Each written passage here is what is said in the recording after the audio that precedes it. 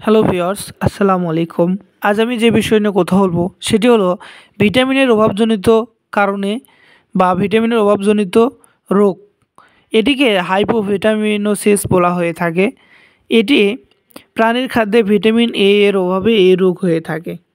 এই রোগের কিছু সুনির্দিষ্ট লক্ষণ আছে বা ভিটামিনের অভাব হলে যে সকল লক্ষণ দেখা যায় সেগুলো হলো রাতকানা রোগ হতে পারে, নবজাতক বাছুরের শরীরের চামড়া উঠে যাওয়া, চামড়া খসখসে হয়ে যাওয়া, নবজাতকের দৈহিক ওজন কম হওয়া, এগুলো ভিটামিনের অভাবের কারণে হতে পারে।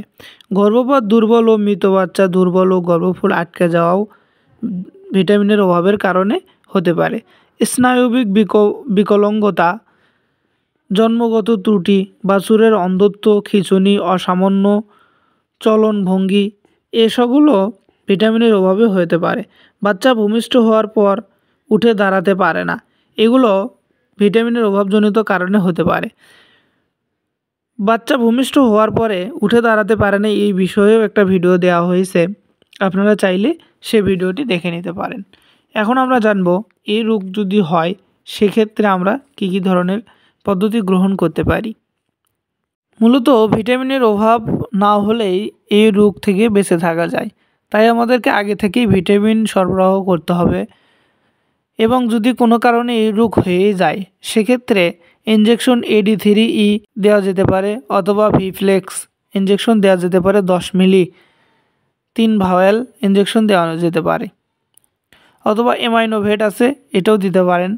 10 মিলি ইনজেকশন মাংস অথবা শিরায় 5 থেকে 7 দিন পর পর 3 থেকে 5টি ইনজেকশন দিলে প্রাণীকে সুস্থ করে তোলা সম্ভব। এবং সে সাথে কিছু ক্যালসিয়াম জাতীয় সলিউশন খাওয়ানো যেতে পারে, যেমন স্যানক্যাল ওরাল সলিউশন 1 লিটার অথবা ক্যাপসুলা 1 লিটার, এগুলোর যে কোনো একটি ঔষধ প্রতিদিন 25 মিলি করে বা 5 চা চামচ করে প্রতিদিন খাওয়ালে উপকার পাওয়া যায়।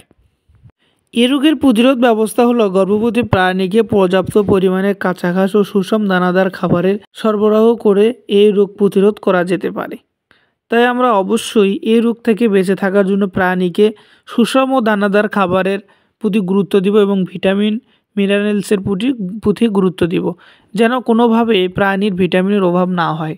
কেননা ভিটামিনের অভাব হলে সেক্ষেত্রে প্রাণীর উৎপাদন ক্ষমতা কমে যাবে, প্রাণী বিভিন্ন ধরনের সমস্যায় ভুগবে, এমনকি প্রাণীর যে বাচ্চা তারও সমস্যা হতে পারে। এটি এ পর্যন্তই। ভালো লাগলে লাইক, কমেন্ট, সাবস্ক্রাইব করে পাশে থাকবেন। ধন্যবাদ সবাইকে।